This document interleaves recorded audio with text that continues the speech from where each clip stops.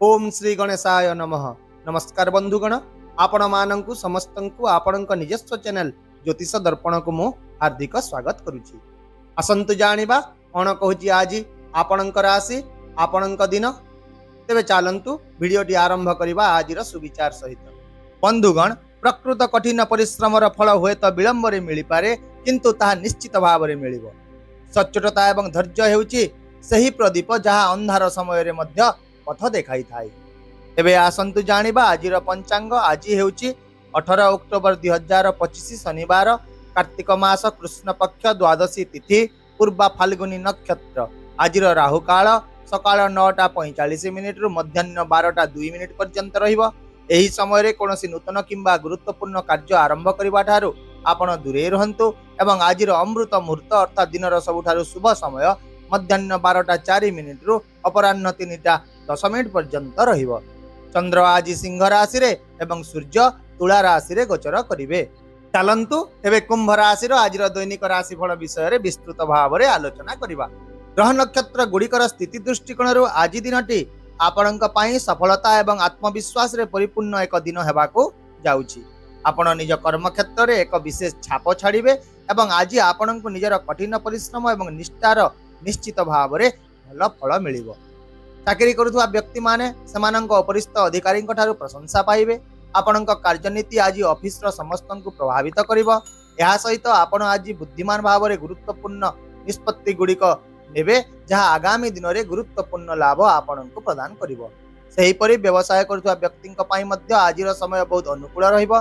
दीर्घ समय धरि पड़ी रहितबा एक चुक्ति आज चूड़ांत होई पारे। आउ मध्य आज व्यवसाय रे वृद्धिर संभावना रहिछि एवं पार्टनरशिप व्यवसाय रे मध्य लाभर संकेत देखा जाउछि। एहा छडा नूतन व्यवसाय आरंभ करबा को चाहुथिबा व्यक्तिंक पई आज एक शुभ दिन रहिबो।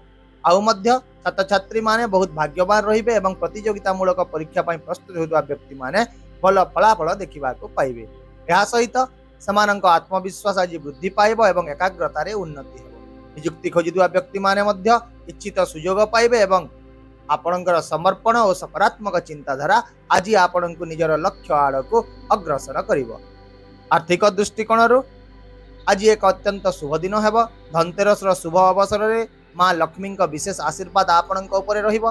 कोनोसी अटकी रहितिबा टंका आज फेरी पाइबार संभावना रहिछि एवं आज कोनोसी पुराना ऋण किंबा कारोबार मध्य समाधान होई पारे। विशेष करी जदि आपण स्थावर संपत्ति सुना किंबा रूपा किनिबा को योजना करिवे तदि पई मध्य आज एक भल समय हेबो। सेही परि व्यवसाय करथुवा लोकंक पई आज किछि नूतन रास्ता खोलिबो, जहा भविष्यत रे समानंकु आर्थिक शक्ति जोगाइबो। आर्थिक लाभर मध्य आज संभावना रहिछि, किंतु खर्च को नियंत्रण रे रखंतु। आपणक पई बहुत गुरुत्वपूर्ण अटे। एहा व्यतीत आज अनावश्यक खर्च अप्रत्याशित भाव रे आसीबो, किंतु भयभीत हेबार कोनोसी आवश्यकता नाही, कारण भाग्य आज आपणक सपक्ष रे ही रहिबो। सेहीपरि स्वास्थ्य दृष्टिकोण रु आज साधारणतः आपण सुस्थ अनुभव करिवे। शक्ति एवं आत्मविश्वास स्तर उच्च रहिबो। मन खुशी रहिबो, जहा मानसिक संतुलन को उन्नत करिवो। तथापि मध्य आपणको निजर दैनंदिन जीवन शैली रे किछि श्रृंखला बजाय रखिबा को पड़िबो एवं धनतरे सहितबारो आपण निज खाइबा अभ्यास रे मध्य असावधान होंतु नाही। मिठा अत्यधिक तेल किंबा मसलायुक्त खाद्य खाइबा ठारू दूरे रहंतु। मानसिक शांति बजाय रखिबा पई ध्यान एवं प्राणायाम रो अभ्यास करंतु। जदि आपण ऑफिस काम किंबा वृत्तिगत चाप जो टेंशन अनुभव करछंती तेबे किछि समय निहाती भाव रे विश्राम नियंतु। एहा छडा वयस्क व्यक्ति माने गंठी किंबा पिठीर जंत्रणा आज अनुभव करि पारंती, तेणु हालुका व्यायाम तांको पई बहुत लाभदायक हेबो। परिवार एवं संपर्क दृष्टिकोण रु आज एक बहुत सुखद दिन हेबो। घरे खुशीर परिवेश रहिबो। आपण निज पिला मानक ठारू शुभ खबर पाइबे। परिवार मध्यरे एक धार्मिक किंबा शुभ कार्यक्रम पई मध्य योजना करा जाई पारे। एहा सहित आपणको बड़ लोकंक ठारू आशीर्वाद मिलिबो एवं परिवार सदस्य माने आपणकर प्रशंसा करिवे। ता सहित आज समाज रे आपणकर प्रतिष्ठा मध्य वृद्धि पाइबो। आपणको बंधु एवं शुभेच्छु मानक ठारू समर्थन मिलिबो।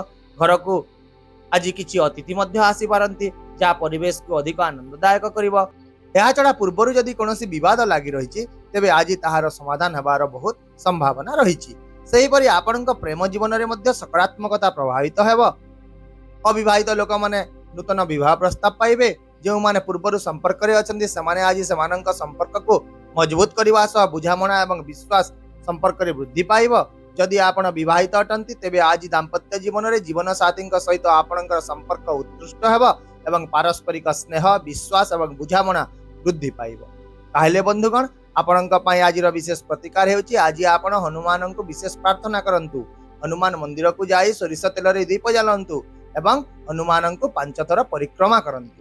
यह सहित लाल किंबा कमला रंगर पोशाक आज पिंधंतु जहाँ आपणकर आत्मविश्वास को आहुरी वृद्धि करिवो एवं आपणकर भाग्य को सुदृढ़ मध्य करिवो।